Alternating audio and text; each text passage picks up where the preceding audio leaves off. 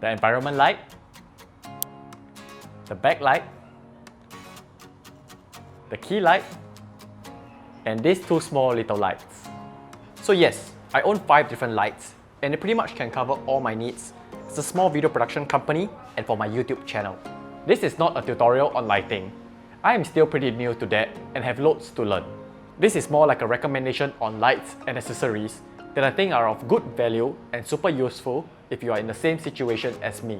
The items that I'll be mentioning are not necessarily cheap, but they are definitely affordable, which is why I use air quotes on the word budget. So don't go around saying my title is clickbait.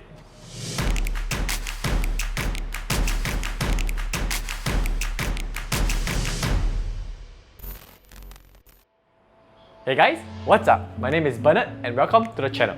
Recently, I've been dealing with lights more on jobs like interviews and product shoots. It is very apparent how production value is increased when you know how to use lights properly. Now, I'm pretty much obsessed with lights. To give you perspective, what you're seeing now is lit with controlled lighting. And this is lit with just your regular house lights. I'm pretty sure you can tell which is more visually pleasing. Anyways, enough context. Let's get right into my recommendations. The first light I would recommend is the Godox VL150. It costs $545 and I think that you should get this first if your budget allows it. I know that this light doesn't sound cheap, but comparing to other lights of the same caliber, which is the Aputure 120D, this light is about 60% the price. I won't go into details about this product, but at the moment, this is my most powerful light and I use it as a key light most of the time. My user experience with this product has been pleasant and I don't have any complaints about it. An accessory that I would highly recommend that you get along with this light is a nice photo 90cm quick setup softbox.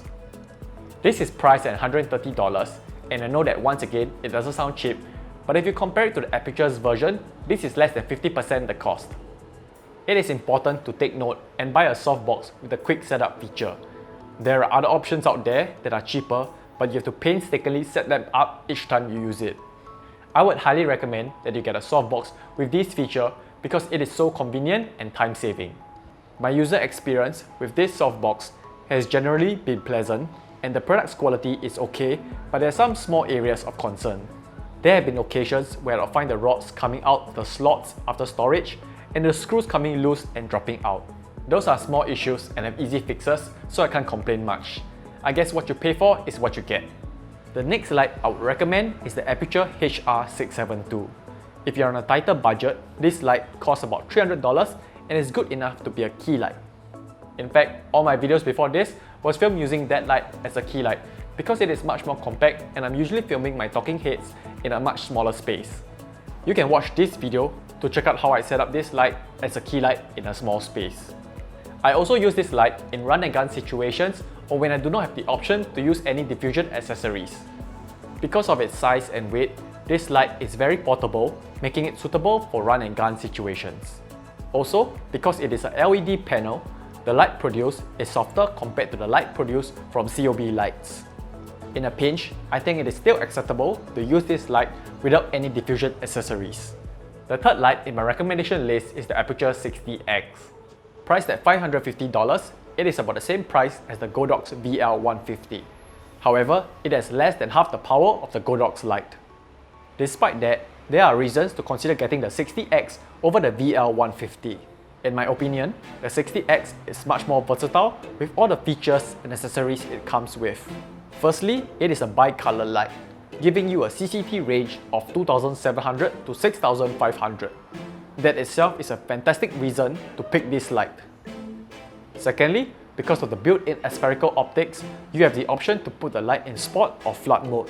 With a beam angle range of 15 to 45 degrees, the number of situations you can use this light for is increased.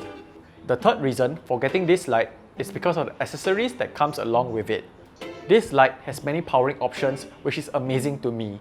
You can power it with V-mount batteries, Sony MP batteries, or with outlet power.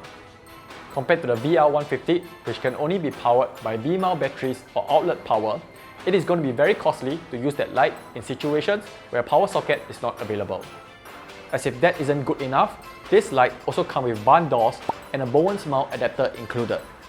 That means I'm able to use all my VL150 lighting accessories like the nice photo softbox on the 60X.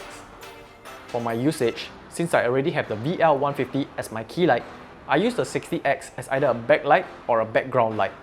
This light is also suitable to be used as a key light, and I do use it for that purpose when I'm in a smaller space and the VL150 is too bulky.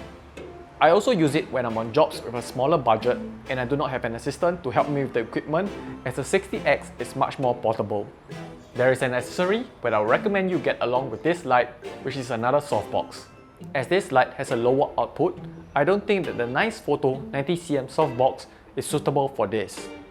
Also, with the softbox on this light, it will defeat the purpose of keeping my setup small.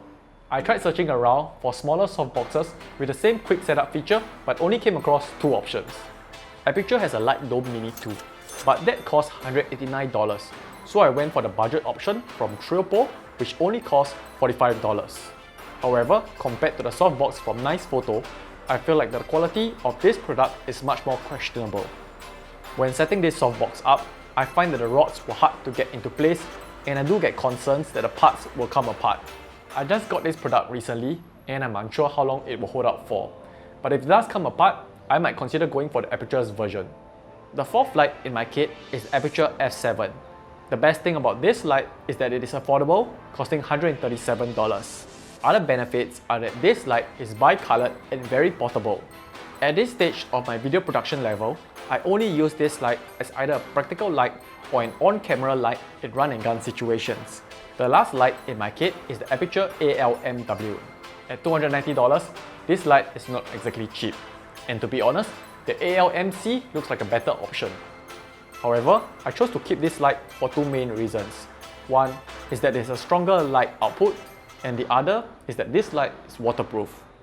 As I go outdoors a lot, bringing this light along will make much more sense compared to the ALMC. Another thing that I use this light for is when I need to fit a light into small spaces. That's quite useful when you need to achieve certain lighting effects. These are the 5 lights in my kit which help me produce videos even for productions of a relatively big size. You might want to note that I'm eyeing a few lights and I do plan to get them in the near future. One of them is the Nanlite Power Tubes, another is the Forza 300B, and lastly is the Falcon Eyes Flex Light panels. I personally feel that the lights I currently own are much more versatile and value for money, which is why I chose to get them first over the others. Before I wrap up this video, there are a few other lighting accessories I would like to recommend. The first one is a 5-in-1 reflector.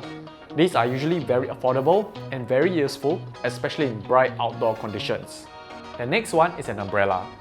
Umbrellas are a good way to soften harsh lights. They are easier to set up and cost less than softboxes, but usually have less control over them. I use this when using a softbox is not an option. The last thing, which is an essential, is a light stand. There are many options out there, but I particularly like the Manfrotto 1052 BAC light stands because of the air cushion feature. I've seen cases where people accidentally release the light stands and did not have a firm grip on the light, and the columns come crashing down, injuring their hands in the process. With the air cushion feature, that risk is highly reduced. That pretty much summarizes my recommendations on lights I think you should get if you're running a small video production company or if you plan to up your YouTube game. I hope you guys enjoyed this video and found it useful. Don't forget to like and subscribe if you did. That's it for today. It's a wrap!